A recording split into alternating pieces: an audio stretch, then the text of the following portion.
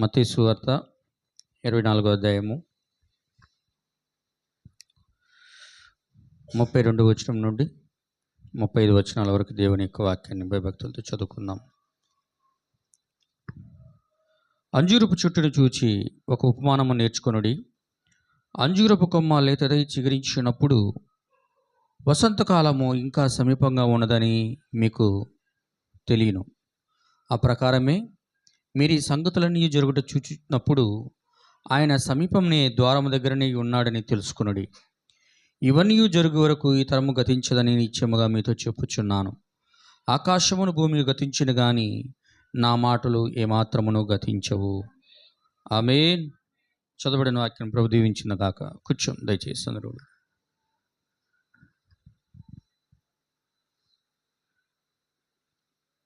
హల్లెలూయా.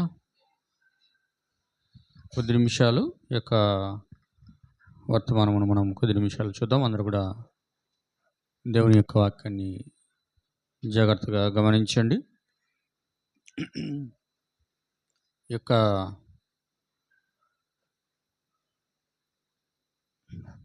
వాక్యంని జాగ్రత్తగా గమనించినట్లయితే సంఘంగా కూడిన దేవుని యొక్క పరిశుద్ధులందరూ కూడా ప్రభువైన యేసుక్రీస్తు నామములో నాకు శుభములు వందనాలు తెలియజేస్తున్నాను.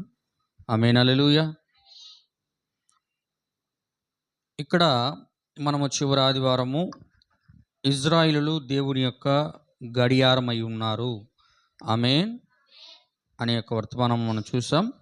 దాన్ని ఈరోజు ముగించడానికి నేను ప్రయత్నం చేస్తాను.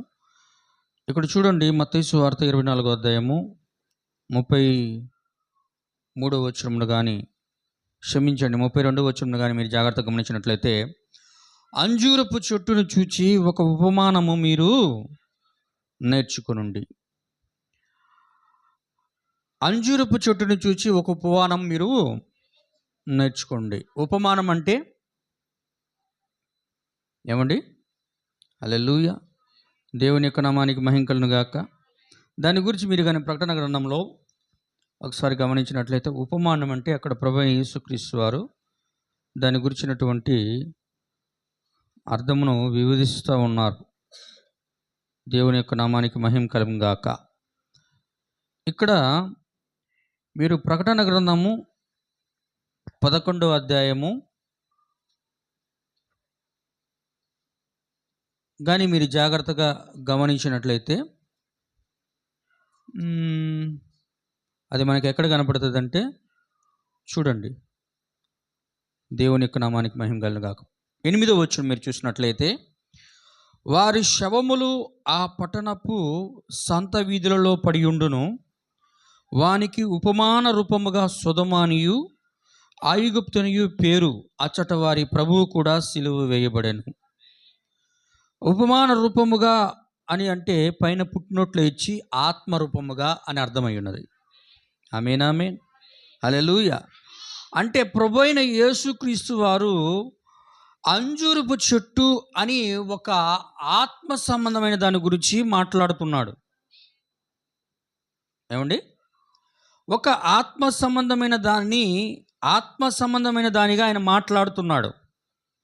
ఆయన ఆత్మ సంబంధంగా ఏమంటున్నాడంటే, అంజూరపు చెట్టును మీరు చూచి ఒక ఉపమానము నేర్చుకొనండి. అంజూరపు చెట్టు లేతదై చిగురించుట మీరు చూచినప్పుడు వసంతకాలము ఇంకా సమీపముగా ఉన్నదని మీకు తెలియను. హల్లెలూయా.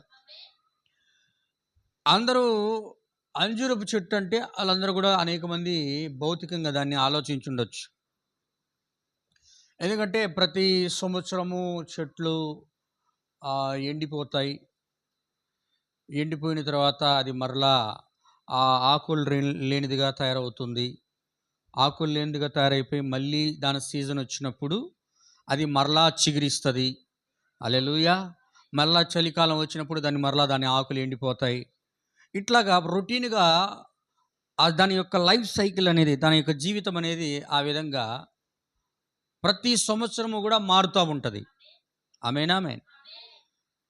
కానీ ఆయన ఒక ఉపమాన రీతిగా ఇజ్రాయెల్ దేశంలో ఉన్నటువంటి ఆ దేశమును గురించి ఇక్కడ మాట్లాడుతూ ఉన్నాడు. ఎందుకంటే ప్రతి దేశానికి కూడా ఒక జంతువు, ఒక పక్షి, ఒక చెట్టు అనబడేవి ఒక ఎంబ్లం, గుర్తుగా ఉంటాయి. ఆమేన్. హల్లెలూయా. ఒక గుర్తుగా ఉంటాయి. ఇప్పుడు ఈయన మాట్లాడుతున్నది ఇజ్రాయెల్ దేశానికి మొదటి రాకడలో వచ్చినప్పుడు ఇజ్రాయెల్ దేశంలో ఉన్నటువంటి ఆ యొక్క చెట్టును ఉపమాన రీతిగా ఆయన తీసుకొని వారి దేశమును గురించి ఆయన ఉపమాన రీతిగా మాట్లాడుతున్నాడు. హల్లెలూయా. ఆయన ఏమంటాడంటే, అంజూరపు చెట్టు లేతదై చిగురించుట మీరు చూచినప్పుడు మీరు ఏం చేయాలంటే, కాలము ఇంకా సమీపముగా ఉన్నదని మీకు. ఎందుకు అంజూరపు చెట్టు చిగురించుట గురించి మాట్లాడుతున్నాడంటే, ముందు పుస్తకాల్లో ఆయన అంజూరపు చెట్టు ఎండిపోవడం గురించి మాట్లాడాడు. హల్లెలూయా. ముందు ముందు ముందు అధ్యాయాల్లో ఆయన అంజూరపు చెట్టు ఎండిపోవడం గురించి తన శిష్యులతో మాట్లాడాడు. ఇప్పుడు అదే అంజూరపు చెట్టు చిగురించుట గురించి ఇక్కడ ప్రభువైన యేసుక్రీస్తు వారు ఉపమాన రీతిగా మాట్లాడుతున్నాడు. ఆమేన్. హల్లెలూయా. కాబట్టి అంజూరపు చెట్టు చిగురించుట మీరు చూచినప్పుడు ఉపమాన రీతిగా దీన్ని తెలుసుకోండి. కాలము ఇంకా సమీపముగా ఉన్నది అంటున్నాడు. ఏమండి? వసంతకాలము ఇంకా సమీపముగా ఉన్నది అన్నాడు. కానీ ఇంగ్లీష్ బైబిల్ చూస్తే సమ్మర్ ఈజ్ నౌ నై, అంటే వేసవి కాలము దగ్గరగా ఉన్నది అని అంటున్నాడు. ఆమేన్. అందుకు అర్థమవుతుందా? ఏం కాలము? వేసవి కాలం. అంటే వేసవి కాలానికి అంజూరపు చెట్టుకి సంబంధం ఉంది. అంజూరపు చెట్టు చిగురిస్తుంది, అదే సమయంలో వేసవి అనబడేది ఉంటుంది అంటున్నాడు ఆయన. అంజూరపు చెట్టు అంటే ఇక్కడ దేశమైనది, వేసవి అంటే అది శ్రమలు అని అన్నాడు ఆయన. హల్లెలూయా. అంటే ఆ చెట్టుగా ఉన్న ఇజ్రాయెల్ దేశము ఒక రాజ్యముగా కూడుకొని ఉన్న అప్పుడు వెంటనే శ్రమలు ప్రారంభమవుతాయని ఇక్కడ ప్రభు అంటున్నాడు. ఆమేన్. హల్లెలూయా. ఇది చూడండి, కింద అంటున్నాడు చూడండి 33వ వచనంలో, ఆ ప్రకారమే ఈ అంజూరపు చెట్టు మీరు ఈ సంగతులను జరుగుట చూచినప్పుడు. ఏంది? ఇజ్రాయిలు రాజ్యముగా కూడుకోవడం, ఒక దేశముగా కూడుకోవడం, ఈ ప్రకారము మీరు ఈ సంగతులు జరుగుట చూచినప్పుడు ప్రభువైన యేసుక్రీస్తు వారు సమీపమునే ద్వారము దగ్గరే ఉన్నాడని మీరు తెలుసుకోండి. అంటే ఒకవైపు ఇజ్రాయెల్ దేశము రాజ్యంగా కూడుకొని ఉంటుంది, ఇంకొక వైపు ఆయన సంఘములు, సంఘ శాఖలు, సమస్యల యొక్క ద్వారము వెలుపట ఆయన ఉంటాడు. ఆమేన్. హల్లెలూయా. ఏమన్నాడు? ఇదిగో నేను ద్వారం యొద్ద నిలిచుండి తలుపు తట్టుచున్నాను, ఎవడైనను నా స్వరం విని తలుపు తీసిన ఎడలా నేను వాడును ఇద్దరు కలిసి భోజనం చేసేదమన్నాడు. ప్రకటన గ్రంథం 3వ అధ్యాయం 20వ వచనం. హల్లెలూయా. కాబట్టి ఈయన ఒకవైపేమో ద్వారము దగ్గర ఉన్నాడు, ఇంకొక వైపేమో ఇప్పుడు ఇజ్రాయెల్ దేశం ఒక రాజ్యంగా కూడుకున్నాడు. హల్లెలూయా. అందుకు అర్థమవుతుందా? దేవుని యొక్క నామానికి మహిమ కలుగును గాక. ఇవన్నీ జరుగు వరకు ఈ తరము గతించదు అన్నాడు. ఈ తరము గతించదంటే యేసుక్రీస్తు వారు ఉన్న తరము కాదు, కానీ ఆయన రాజ్యముగా కూడుకున్న తరము గతించదని అర్థం. హల్లెలూయా. అంటే ఇప్పుడు ఉన్నటువంటి ఆ యొక్క ఇజ్రాయెల్ రాజ్యం అనేది, ఇజ్రాయెల్ దేశం అనేది గతించదు, ఆ తరము గతించదు. ఎప్పుడు? హల్లెలూయా. అర్థమవుతుందా? భూమి ఆకాశములు గతించినా నా మాటలు ఏమాత్రమును గతించు. హల్లెలూయా. ఇప్పుడు మనం ఎన్ని కూడా అంజూరపు చెట్టు గురించి మనము ఇజ్రాయెల్ దేశము ఒక రాజ్యంగా కూడుకోవడం గురించి, ప్రభువు ఇంకొక వైపు ఉండడం గురించి, ఇంకా ప్రభువు ఇజ్రాయెల్ దేశ ప్రజలతోటి వ్యవహరించడం గురించి అని కూడా మనం చూసాం. చివరి వారం మనం చూసాం. అసలు వారందరూ కూడా ఎందుకు ప్రపంచ దేశాలకు చెదిరిపోయారు అనే దాని గురించి చూస్తే, మనము లేవి కాండము, ద్వితీయోపదేశ కాండంలో చూస్తే, దేవుడు వారు తమ యొక్క కానాను దేశమునకు ఆ ఇజ్రాయేల్ ప్రజలు వెళ్ళకముందే వారు ప్రపంచ దేశాలకు చెదిరిపోతారని, శాపమును పొందుకుంటారని, ఆ దోషులుగా మారుతారని, దందు నిమిత్తం దేవుడు ఆ కానాను దేశములో వారిని ఉంచకుండా చెదరగొడతారని ముందుగా ఆయన ప్రవచించాడు. హల్లెలూయా! దేవుని యొక్క నామానికి మహిమ కలుగును గాక అని చెప్పినట్లుగా వారందరూ కూడా ప్రపంచ దేశాలకు చెదిరిపోయారు. బబులోనుల యొక్క చెరలోకి వెళ్ళిపోయారు. బబులోనుల యొక్క చెరలోకి వెళ్ళినను దేవుడు నెహెమ్యాగా ఉన్నటువంటి ఆ యొక్క వ్యక్తి యొక్క ప్రార్థన ఆయన విని, మాదీయులు పార్సికుల యొక్క కాలములో వారందరిని కూడా ఆయన ప్రార్థన ద్వారా వాళ్ళందరినీ కూడా చెరలో నుండి విడిపించి ఇజ్రాయెల్ దేశానికి తీసుకుని వస్తూ ఉన్నాడు. అవునా? అందరూ ఆమేనేనా? హల్లెలూయా! దేవుని యొక్క నామానికి మహిమ కలుగును గాక. ఇలాగా వారు బబులోను రాజ్యము మొదలుకొని అన్యుల రోము వరకు వారు బానిసత్వంలోనే ఉన్నారు. అన్యుల రోము కాలములో, టైటస్ చక్రవర్తి కాలములో ఆ యొక్క యూదా ఉన్నటువంటి ఆ యొక్క ఇజ్రాయెల్ దేశము ప్రపంచ దేశాలకు అది చెదిరిపోయి క్రీస్తు యొక్క రక్తము నిమిత్తము 1900 సంవత్సరాలు ప్రపంచ దేశాలకి చెదరగొట్టబడింది మరలా. హల్లెలూయా! అంటే వారు బబులోను రాజ్యం మొదలుకొని ఇప్పటి వరకు వారు చెరలోనే బ్రతికారు. ఏమండి?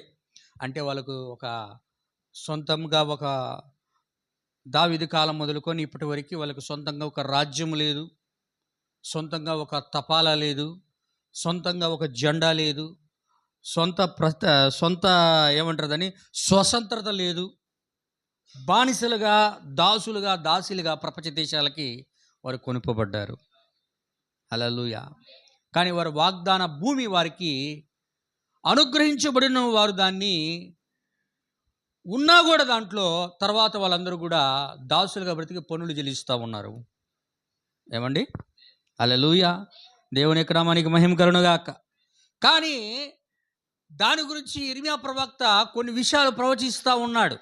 ఆ చెదిరిపోయిన వారి గురించి చూద్దాం. ఇప్పుడు మనం ఇర్మియా గ్రంథము 23వ అధ్యాయము, ఇర్మియా పుస్తకం 23వ అధ్యాయం మీరు జాగ్రత్తగా గమనించినట్లయితే 3వ వచనం నుండి చిన్నగా మనం చదువుకుందాం.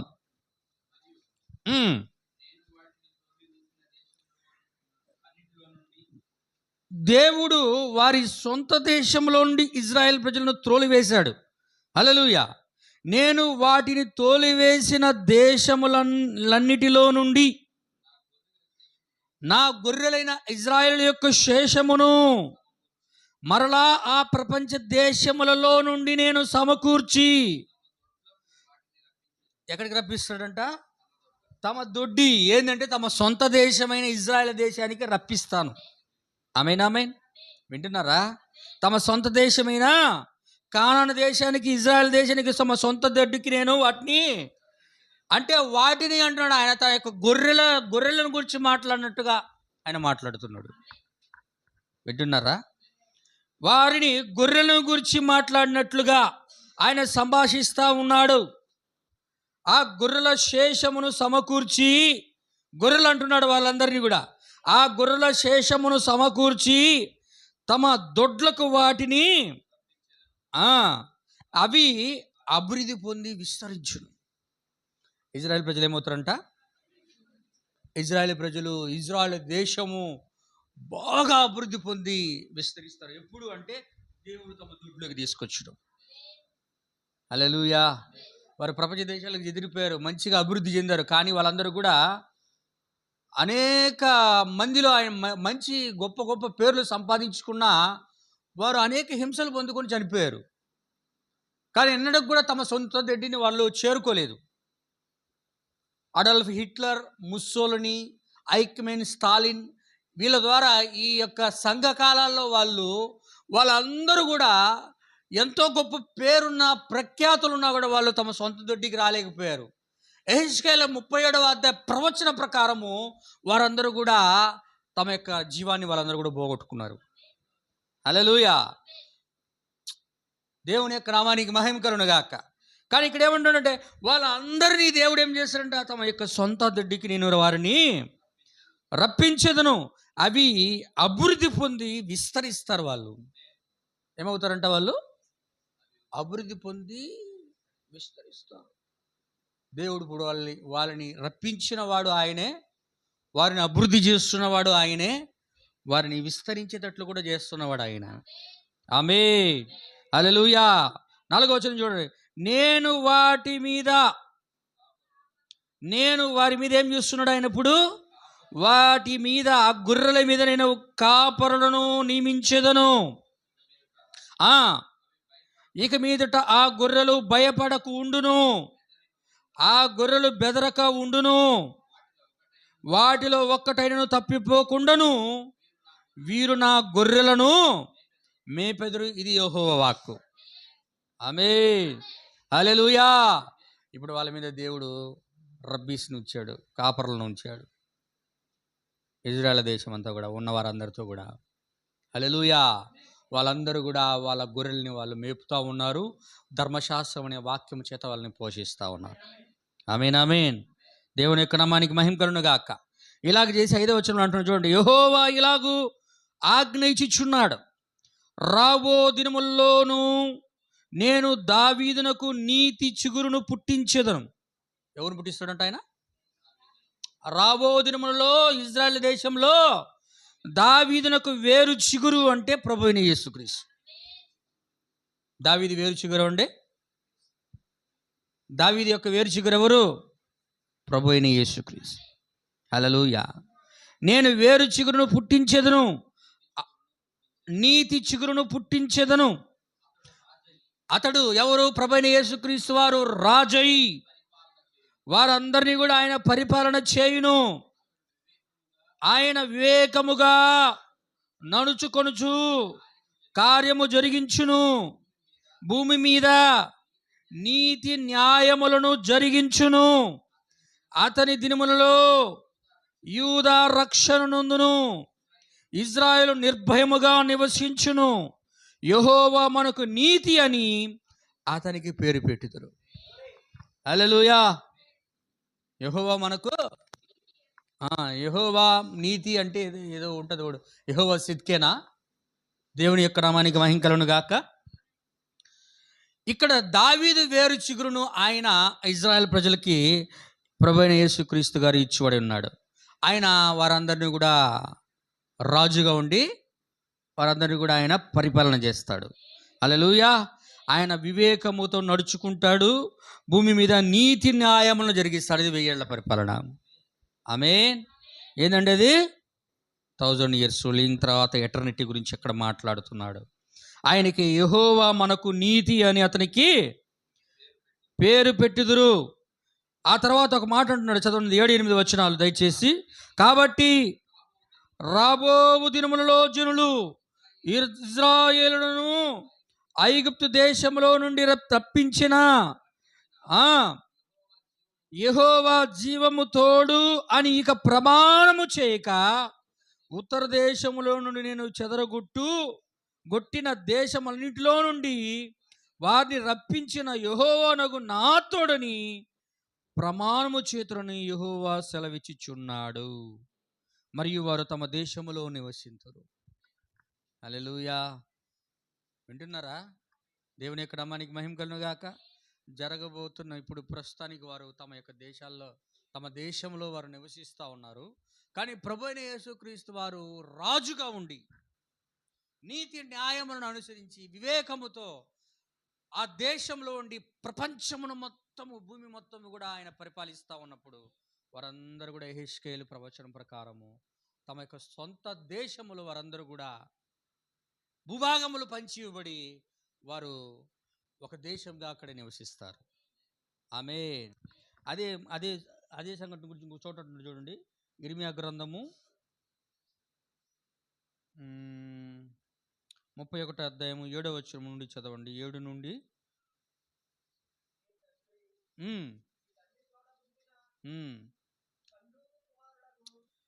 ఇర్మియా గ్రంథము 31వ అధ్యాయము 7వ వచనం నుండి. యెహోవా ఇలాగు సెలవిచ్చుచున్నాడు. అంటే దేని గురించి సంతోషపడాలంటే ఇజ్రాయేలును బట్టి సంతోషించుడి. ఉమ్, క్షమించండి, యాకోబును బట్టి సంతోషముగా పాడుడి. ఏం చేయాలా? యాకోబును గురించి మనము సంతోషముగా పాట పాడాలట. ఇక్కడ ఏమంటాడు చూడండి, రాజ్యములకు ఎవరు ఎవరు ఎవరంట వాళ్ళు చెప్పండి. రాజ్యములకు అంటే రాజ్యములన్నిటికీ శిరస్సు ఎవరంటే ఇజ్రాయెల్ దేశం. దేవుడు అంటున్నాడు చూడు, రాజ్యములకు శిరస్సుగు జనాలు ఎవరంటే ఇజ్రాయెల్ ప్రజలు. హల్లెలూయా. ఏమంటారు వాళ్ళు? దాన్ని లేకుండానే తీసేయాలనుకుంటే దేవుడు ఇక్కడ ఏమంటాడు? రాజ్యములకు శిరస్సుగు రాజ్యములకు శిరస్సుగు ప్రజలు లేకపోతే జనులను బట్టి ఉత్సాహధ్వని చేయుడి, ప్రకటించుడి, స్తుతించేయుడి. యెహోవా ఇజ్రాయెల్లో శేషించిన నీ ప్రజలను రక్షింపుము అని బ్రతిమాలుడి ప్రార్థనలో. హల్లెలూయా. ఉత్తర దేశములో నుండి నేను వారిని రప్పించుచున్నాను. ఎవరు రప్పిస్తున్నాడు? దేవుడు. హల్లెలూయా. గుడ్డివారినేమి, కుంటివారినేమి, గర్భిణీలనేమి, ప్రసవించు స్త్రీలనేమి బూదిగంతముల నుండి. ఎక్కడి నుంచి సార్? ఎక్కడి నుంచి సమకూరుస్తున్నాడు ఆయన? బూదిగంతములు అంటే హల్లెలూయా. బూదిగంతములు అంటే ప్రపంచ నలుమూలల నుండి, భూమి అంతము నుండి ఏ మూలనున్నా తన ప్రజలైన ఇజ్రాయేలును ఆయన బూదిగంతముల నుండి ఆయన ఏం చేస్తున్నాడు? ఆయన రప్పించుచున్నాడు తన సొంత దేశానికి. అంతముల నుండి సమకూర్చుచున్నాను. ఇలా సమకూర్చబడినప్పుడు వాళ్ళందరూ కూడా మహాసంగమై వారక్కడికి తిరిగి వచ్చేదరు. ఎలా వస్తారు? మహాసంగముగా వస్తారు. హల్లెలూయా. అందరికి అర్థమైందా? అందరూ ఆమేన్ చెప్పండి. హల్లెలూయా. వారు మహాసంగమై ఇజ్రాయెల్ దేశం వారక్కడికి తిరిగి వచ్చేదరు. వారు ఏడ్చుచూ వచ్చేదరు. వారు నన్ను ప్రార్థించుచుండగా నేను వారిని. వాళ్ళు ప్రార్థన చేస్తుంటే వాళ్ళ ప్రార్థన వెళ్ళలేదు అనుకుంటారు చాలామంది. కానీ దేవుడు ఏం చేశాడట? వాళ్ళ ప్రార్థనని వారు ప్రార్థించుచుండగా నేను వారిని నడిపించుదును. వారు తొట్టిల్లకుండా చక్కగా పోవు బాటను నీటి కాలవల యొద్ద వారిని నడిపింతును. ఇజ్రాయిలులకు నేను తండ్రిని కానా? ఎఫ్రాయిము నా జ్యేష్ఠ కుమారుడు కాదా? ఎఫ్రాయిము ఎవరు? ఎఫ్రాయిము మనస్సే ఎవరు? హల్లెలూయా. యోసేపు యొక్క ప్రథమ సంతానము ఎఫ్రాయిము. మనస్సే చిన్న కుమారుడు. హల్లెలూయా. పెద్ద కుమారుడు మొదట త్రోసివేయబడ్డాడు. పెద్ద కుమారుడు మీద ఎడమ చెయ్యి, చిన్న కుమారుడి మీద కుడి చెయ్యి పెట్టి యాకోబు ఇజ్రాయెల్ ప్రార్థించాడు. హల్లెలూయా. అంటే అన్యజనుడిని ఆయన మొదట ఆశీర్వదించాడు, తర్వాత ఆయన ఇజ్రాయెల్ని రెండవసారి ఆశీర్వదించాడు. హల్లెలూయా.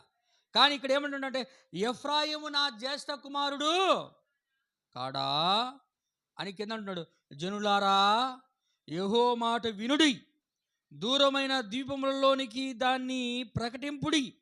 ఇజ్రాయెల్ను చెదరగొట్టిన వాడు వాణ్ణి సమకూర్చి. ఎవరు చెదరగొట్టారండి? హల్లెలూయా. అనండి చూడు, ఇజ్రాయిలును చెదరగొట్టిన వాడు వాణ్ణి సమకూర్చి. హల్లెలూయా. గొర్రెల కాపరి తన మందను కాపాడునని తెలియజేయుడి. ఆమేన్. గొర్రెల కాపరి ఎలా తన మందను కాపాడుతాడో అలాగని నేను కూడా కాపాడుతున్నానని వారికి తెలియజేయడి. యెహోవా యాకోబు వంశస్థులను విమోచించుచున్నాడు.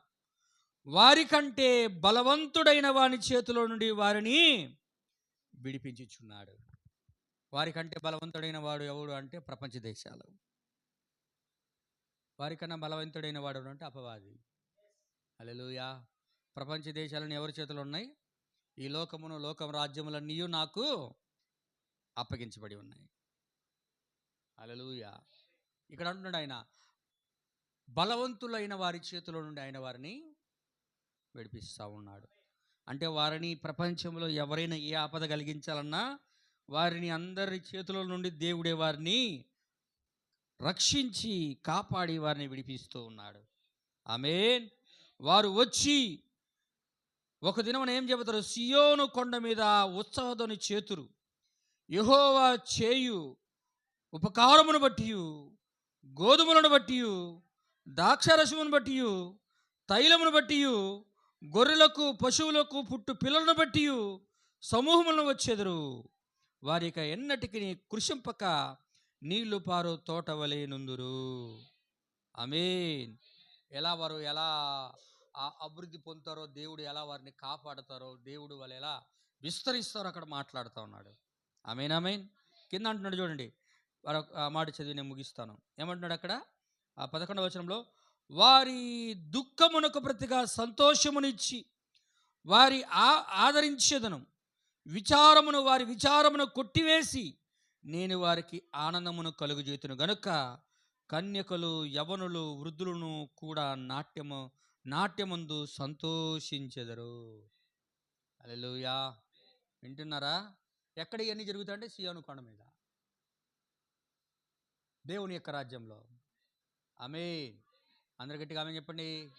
హల్లెలూయా. నాట్యం చేయడం అంటే ఆత్మలో నాట్యం చేయడం. హల్లెలూయా. అర్థమవుతుందా? నాట్యం చేయడం అంటే ఆత్మతో నాట్యమును గురించి ఆయన అక్కడ మాట్లాడుతున్నాడు. ఆత్మలో ఆనందించుడు అని పౌలు గారు అన్నాడు. హల్లెలూయా. దేవుని యొక్క నామానికి మహిమ కలుగును గాక. వారికి కలిగే రక్షణ, విమోచన గురించి, ఆ సియోను కొండ మీద ప్రభువును కలుసుకున్న విధానమును గురించి అక్కడ ఇర్మియా ప్రవక్త ఆత్మలు చూసి మాట్లాడుతూ ఉన్నాడు. హల్లెలూయా. నేను ఇవన్నీ కూడా ఎప్పుడు జరుగుతాయంటే ప్రభువైన యేసుక్రీస్తు వారు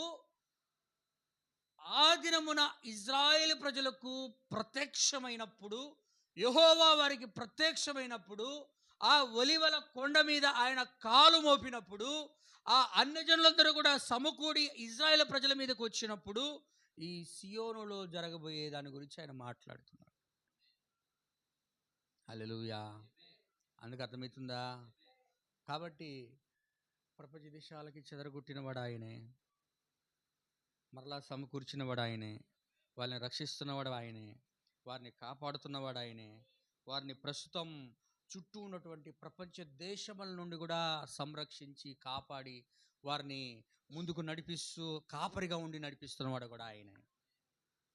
హల్లెలూయా. ఎందుకంటే నేను చేస్తానని దేవుడు మొదటి రాకడలో వచ్చినప్పుడు కూడా వాగ్దానం చేశాడు. తన యొక్క గొర్రెలను నేను కాపాడతానని, తన మందలోకి తీసుకొస్తారని. నేను దాన్ని చదివి ముగిస్తాను. చూడండి, యోహాను సువార్త 10వ అధ్యాయం. యోహాను సువార్త 10వ అధ్యాయం. దేవుని యొక్క నామానికి మహిమ కలుగును గాక. యోహాను సువార్త 10వ అధ్యాయము. అక్కడ ప్రభువైన యేసుక్రీస్తు వారు తన యొక్క గొర్రెలను గురించి మాట్లాడుతూ ఇజ్రాయేలు గొర్రెలను గురించి కూడా అక్కడ మాట్లాడుతున్నాడు. ఎక్కడ అంటున్నాడు అండి? చూడండి, 10వ అధ్యాయము 15వ వచనంలో చూడండి. ఎన్నో వచ్చిన బ్రదర్? 15 అండి. తండ్రి నన్ను ఎలాగు ఎరుగునో, నేను తండ్రిని ఎలాగు ఎరుగుదునో, అలాగే నేను కూడా నా గొర్రెలను ఎదుగుదును. వింటున్నారా? హల్లెలూయా. ఆ ఇజ్రాయేల్ దేశంలో నుండి చెదిరిపోయిన గొర్రెలను ఆయన సమకూర్చేటప్పుడు ఈ 2000 సంవత్సరాలలో ఎట్లా ఆయన గొర్రెలందరూ కూడా ఎలా ఉన్నారో, వాళ్ళందరూ కూడా ఎలా తమ యొక్క జీవాలను పోగొట్టుకున్నారో వాళ్ళందరికీ గురించి ఆయనకు తెలుసు. మరలా ఆయన తన యొక్క సొంత దేశానికి తీసుకొస్తానని కూడా ముందుగా వారు వెళ్ళక ముందు ఆయన ఇక్కడ వాగ్దానం చేస్తున్నాడు. ఏమంటుండంటే, తండ్రి నన్ను ఎలాగు ఎరుగునో, నేను తండ్రిని ఎలాగు ఎరుగుదునో, అలాగే నేనును నా గొర్రెలను ఎరుగుదును. అంటే ఆయన గొర్రెలు ఆయనకు తెలుసు. హల్లెలూయా. నా గొర్రెలు నన్నును ఎరుగును. అంటే ఆయన గొర్రెలు ఆయన గుర్తిస్తాయి, ఆయన కూడా ఆయన గొర్రెల్ని, సొంత కాపరి తన గొర్రెలు గుర్తిస్తాడు, సొంత గొర్రెలు కూడా కాపరిని గుర్తిస్తాయి. హల్లెలూయా. ఎరుగుదును.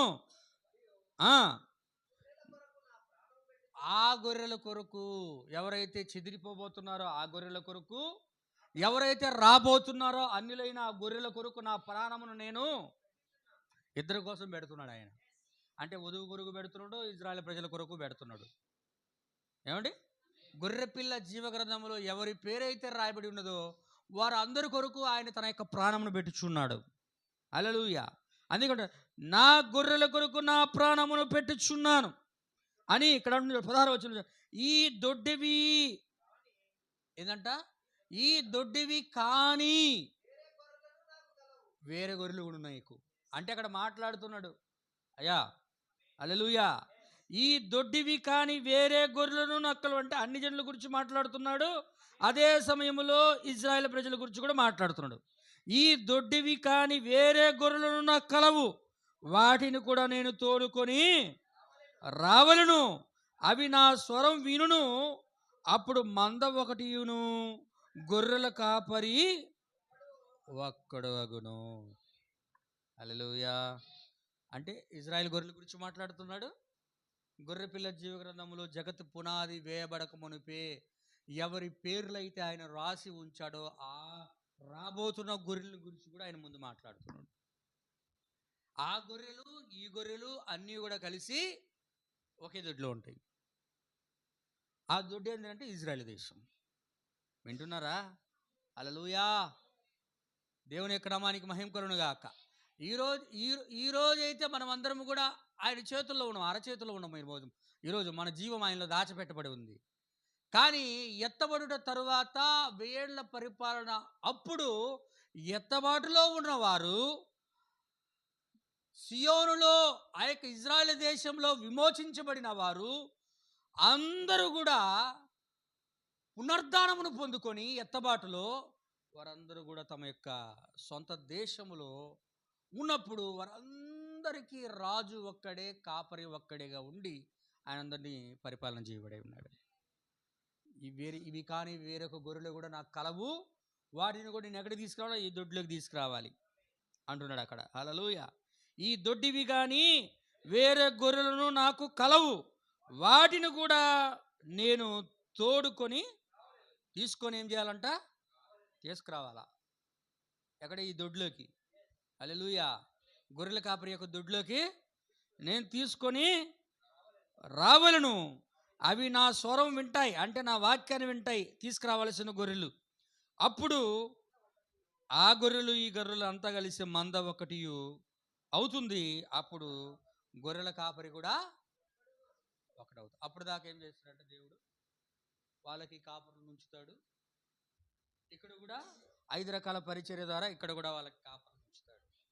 కానీ ఆ కాపరుల ద్వారా దేవుడు వాళ్ళందరినీ కూడా ఆయనే ప్రధాన కాపరిగా ఉండి వాళ్ళందరినీ కూడా కాపాడుతూ సంరక్షిస్తూ ఉంటాడు. హల్లెలూయా. కాబట్టి ఈరోజు అంజూరపు చెట్టు చిగురించింది. ఆయన ఇప్పుడు ద్వారం దగ్గరే ఉన్నాడు. అంజూరపు చెట్టు కూడా చిగురించింది. కాబట్టి ఆయన రాకడ ఎంతో దూరంలో లేదు. హల్లెలూయా. ఆయన ఎత్తబడుట ఎంతో సమీపంగా ఉంది. కాబట్టి నేను ద్వారము దగ్గరే ఉన్నానని మీరు తెలుసుకోండి. ఇవన్నీ జరుగుతున్నప్పుడు నేను ద్వారము దగ్గరే ఉన్నానని మీరు తెలుసుకోండి. భూమి ఆకాశములు గతించిన నా మాటలు ఏమాత్రం గతించు అని చెప్పినట్లుగా ప్రభువైన యేసుక్రీస్తు వారి యొక్క ప్రవచనాలు చెప్పినట్లుగా, ప్రవక్తల గ్రంథాల్లో చెప్పినట్టు ప్రవచనాలను బట్టి అవన్నీ కూడా ఇప్పుడు నెరవేర్పు జరిగి ఎత్తబాటు కొరకు మనం సిద్ధపడాలని దేవుని యొక్క వాక్యం చెప్తా ఉంది. హల్లెలూయా. అందుకే ఇజ్రాయెల్ ప్రజలు మనకి ఏమైనారంటే ఒక గడియారమై ఉన్నారు. ఇజ్రాయెల్ ప్రజలను చూస్తే ప్రభువు మనకి ఎంత దగ్గరగా ఉన్నాడో వాక్యంను బట్టి మనకు అర్థమవుతుంది. హల్లెలూయా. కాబట్టి మీరందరూ కూడా ఆయన రాకడ కొరకు సిద్ధపడండి. ప్రభువు మనందరూ కూడా దీవించుగాక. God bless you. షాలోమ్. ప్రార్థన చేసుకుందాం.